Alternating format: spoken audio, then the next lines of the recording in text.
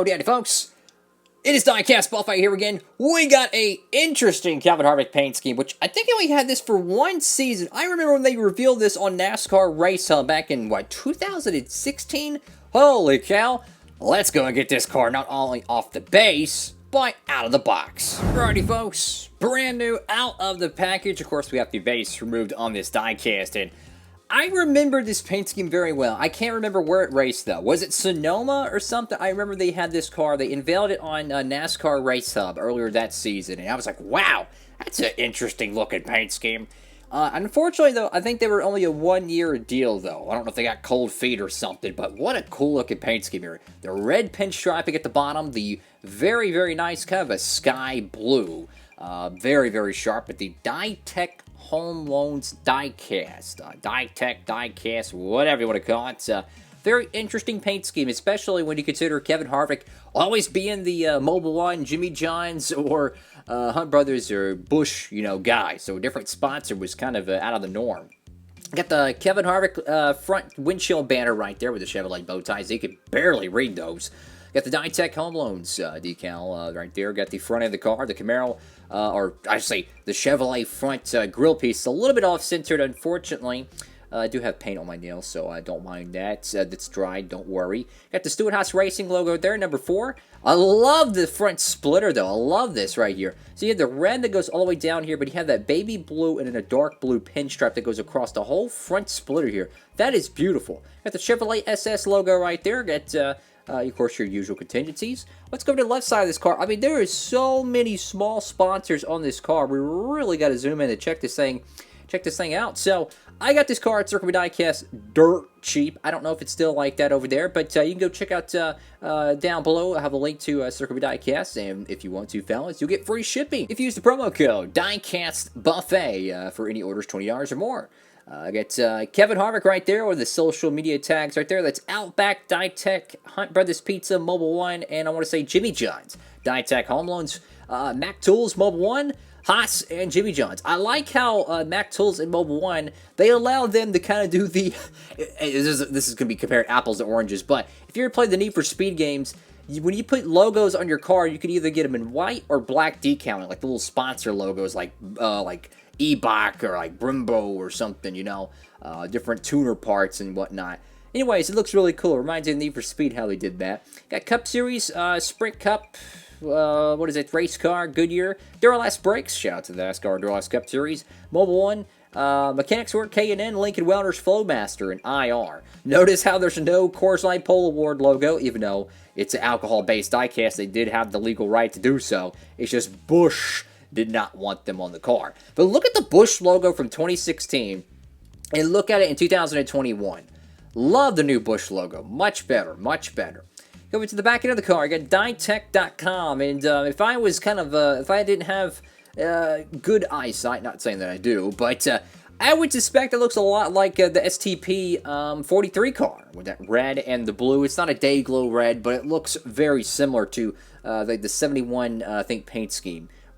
Beautiful, beautiful stuff. Got the number 4 right there. Got the Chevrolet SS right there with the 4 exhaust ports, because why not? Why? You got a V8, you might as well have 6, exhaust panels, because why freaking not? So go to the right side of this car here. The blue, though, it looks like to me it does have a little bit of some sparkle to it. I don't know. You see that right there on the right rear? Now, I'm not sure if that's just like the metal or something's kind of bumpy, but it almost looks like a metallic finish. Let's check the hood here. Let's see. I don't see any of that on the hood. I only see that right here on the right side of the car. Let's check the other side and see if it's present. I don't see it. So that's really weird, that this side right here has this kind of a sparkle to it.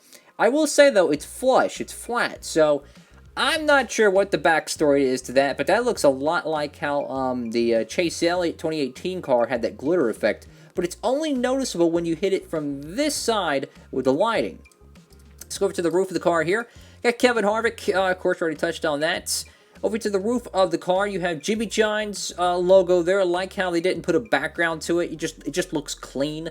I like that. I got the white, black, and red number 4. It's crazy to think that this cat's been driving the 4 car since 2014, fellas. I mean, a lot of people are going to say, oh, the only way I remember Kevin Harvick is the 29 car, and that's me. But, you know, it's crazy to think that the newer fan are only going to know Kevin Harvick as the driver of the number 4, and not the driver of the 29. It's kind of like how the Dale Earnhardt Jr. days. If you grew up in the early 2000s and you watch NASCAR, Dale Jr. will always be the 8 car, you know. But if you grew up in the 2010s and you got in the sport then you're going to be like, okay, Dale Jr. is the 88 car. Really weird how that works. You got the Dietech Home Loans decal right there on the deck lid. And I gotta say, fellas, what a cool freaking car here. I mean, it's certainly different. It's not the norm. He does take a little bit of that same baby blue style we would see on the Busch cars in the years to come. But for like a one-off sponsorship, or at least a one-off diecast, really, really cool looking piece here. Very cool piece. If you haven't picked up this car, like I said, fellas, I got this car dirt cheap at Circle B Diecast. You can go check that out. I think what happened was they overproduced this car. I've seen plenty of times, though, when they overproduce a car, you think it's dirt cheap, and then it skyrockets out of nowhere. And one really good example of this could be kind of funny. You want to hear this. So when I went to Texas Motor Speedway in 2019, they had Eric Almirola's Shazam car. You know the Shazam car? I kid you not. That thing, they could not sell them fast enough, okay? They had them for $5. $5 freaking bucks at the haulers, the legit NASCAR licensed haulers. Usually they're $12 a piece after tax.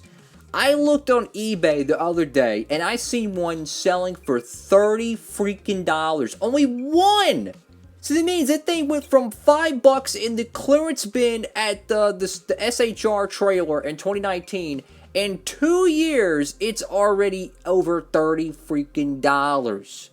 Unbelievable stuff. That's what I'm trying to say, fellas, is sometimes these diecasts will go boom to bust. You never freaking know. Crazy, crazy stuff in the diecast market. But enough of me rambling.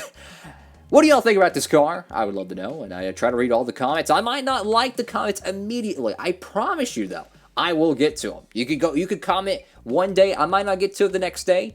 I might not get to the day after that, but I promise you, I will get to your comment. Don't worry about it.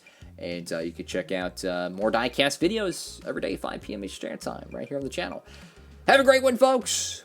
I still don't even know if Dietech's still a company. I have no clue. Diecastbuffet, signing off.